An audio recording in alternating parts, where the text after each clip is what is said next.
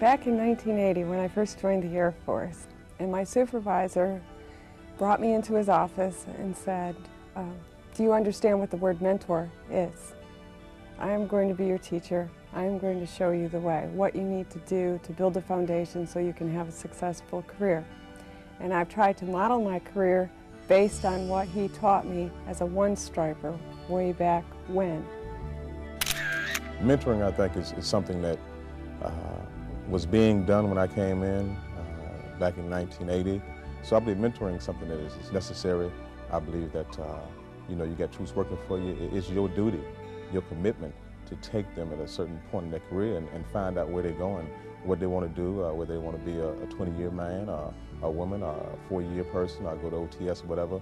And once you find it out, you're obligated to them to show them what kind of jobs and what they need to do to further their careers.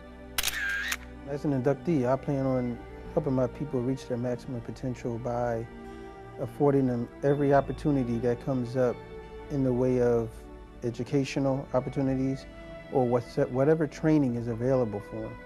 I want them to get the most that they can out of their Air Force experience. I just want to be able to be the kind of person that they can come to talk to about anything if they need help with something, to let them know how to go get help, that there's resources out there, encourage them to study. If they need help, to go to the Education Center for educational things, to go with them or find that information out for them, but just be available to them if they need help. It's not something that should be enforced, because I believe that it needs to come from within here, from yourself, saying that I want to take this person on to try and give them the proper guidance to get to a certain point. What they are looking for is someone who will teach them the fine lines and smooth out some of those rough edges that they have. I think you have to take airmen, junior NCOs, anybody, and take them under your wing, guide them to the goals they're trying to reach, guiding them through their career, teaching them what they need to do to not only fill the squares, but to be successful in their career. I think it's important that we understand that it is going to take a great deal of wrapping our arms around our folks and saying, I care. We as senior NCOs need to step up to the challenge and start providing our enlisted force with the proper guidance.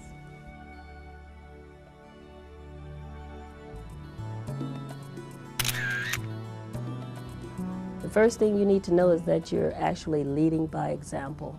You'll be amazed at how many people are looking at you once you put on that stripe. Whatever you say, the airmen believe it, whether it's true or not.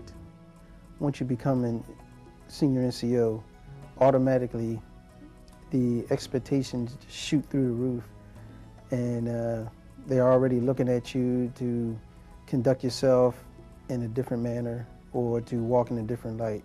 You are now magnified 100%. People are looking at you from the top down and from the bottom up. And your subordinates are looking at you for decisions that you make, the way you carry yourself, and your leaders and your superiors are looking at you for the way you manage your people. I know that I will be out there for the people, the airmen, to look up to me as a responsible person, a leader, someone to turn to for results, someone to maybe tell them not the answer that they want to hear, but the answer, and to move forward.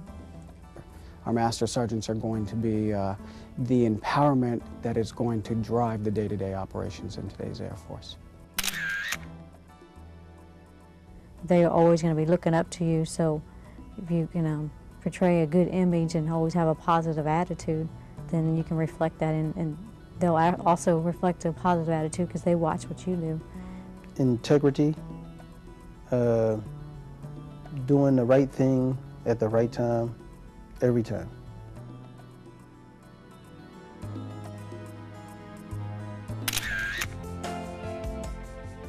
Never be afraid to take the risk.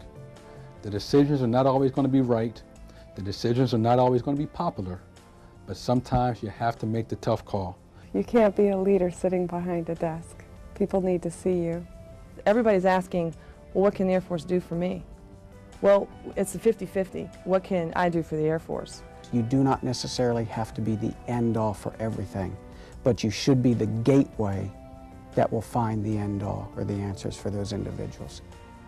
It's a balancing act. You have to be concerned with the person first and foremost, because if they know, if they're happy, they'll do a great job.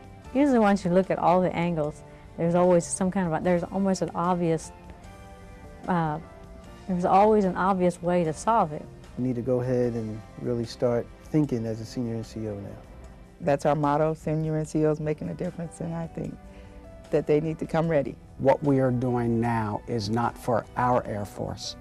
It is for the force of the future. Congratulations on your promotions, and just do us proud.